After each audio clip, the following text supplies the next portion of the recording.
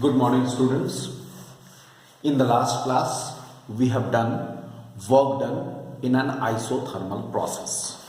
I just remind you first, work done in an isothermal process is RT log E V2 by V1, where V2 is the final volume, V1 is the initial volume.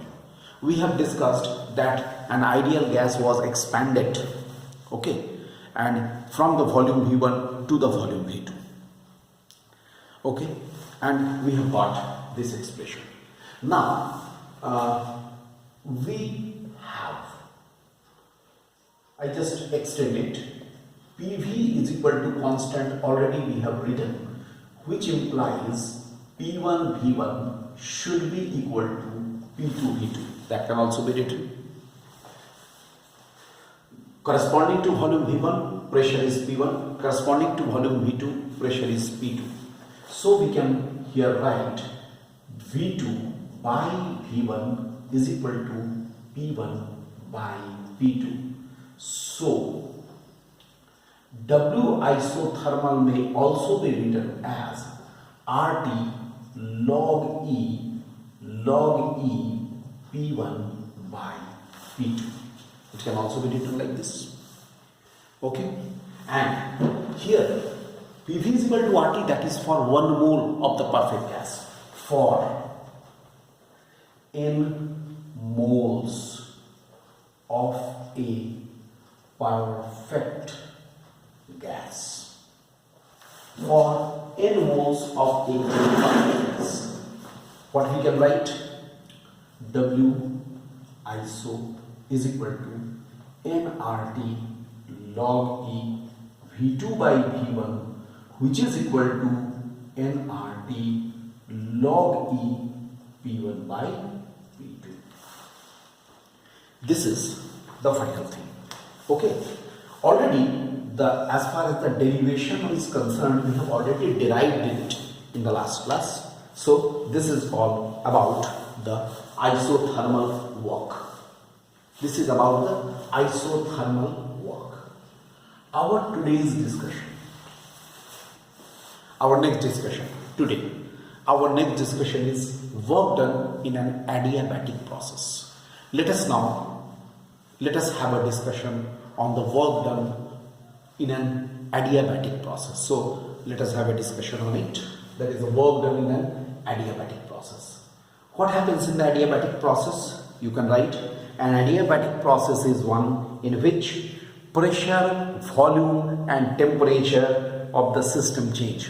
Pressure, volume and the temperature of the system change, but the heat contained of the system remains the same. That means there is no exchange of the heat from the system to the surrounding and vice versa. In between system and the surrounding, there is no exchange of the heat, isn't it? That is called the adiabatic process. We have already said this. And under what condition this adiabatic process will be taking place? Let us see under what conditions. Let us write here the conditions, important conditions for adiabatic process to occur. Important conditions. Number one, the system should be enclosed in an insulating material. That means the wall and the piston, everything of the container, wall, base, piston fitted with the container, everything should be non-conducting, so that there is no exchange of the heat between the system and the surrounding. And second condition, the process must take place very fast, very rapidly. You can say very quickly. Just you can say unlike isothermal process. Unlike isothermal process, this process must take place quickly or suddenly. There should be a sudden compression or sudden expansion, like that. Okay. So these two are the conditions. Now suppose there is a system here, thermodynamic system. It is an ideal gas. Okay, and initially initial condition is P1, V1 and T1, and it is expanded from P1, V1, Pt1 to P2, V2 and T2. From this state to this state. From here, this initial state to this final state. It is being changed. Okay, so suppose the system is, its state is changed from P1, V1, T1 to P2, V2 and T2. These are the corresponding thermodynamic coordinates. Okay, thermodynamic variables which are associated with the system. If it is done so, then what will happen? First of all, I tell you, I won't repeat the work done, small work done in changing the volume of the system by dV. How much it is? dW is equal to simply PdV. dW is equal to PdV. This should be the change. This should be the small work done. Okay, fine. So, net work done in changing the volume from V1 to V2. What we shall have? W. Integration of dW. Integration of P dV. Let it be. For an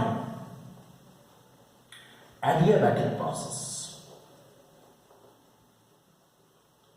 For an adiabatic process. Look, what will happen in case of an adiabatic process?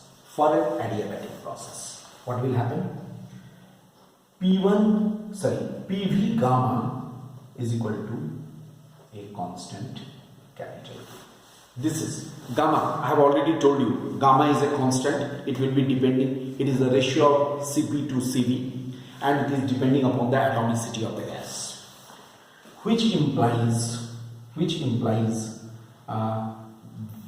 P is equal to K by V to the power gamma. Okay? We are substituting the value of P in the above expression. We have W is equal to integration of K by V to the power gamma dV. V is equal to V1 to V is equal to V2. Or we can say this is equal to K will be taken out. Here it is dV V to the power, or better we write like this, one more step I write, V to the power minus gamma dV. V is equal to V1 to V is equal to V2. Then how much? K. क्या हो जाएगा? V to the power minus gamma plus 1 by minus gamma plus 1. V1 to V2. I can write this also. Then W must be equal to K will be K by 1 minus gamma. Here it should be V to the power V2 to the power 1 minus gamma minus V1 to the power 1 minus gamma. Is that alright? Okay. Now you can highlight this. Also we have P1 V1 gamma is equal to P2 V2 gamma is equal to constant K. That can also be written. Just try to follow me. If PV gamma is equal to constant, that means if it is changing from this state to this state, P1 V1 gamma can be written like this. So what W becomes? W is equal to, I write 1 by 1 minus gamma as usual. Here I write K into V2 to the power 1 minus gamma minus K into V1 to the power 1 minus gamma. Just we put K in, we are inserting K inside this. Then what will happen? This is equal to 1 by 1 minus gamma.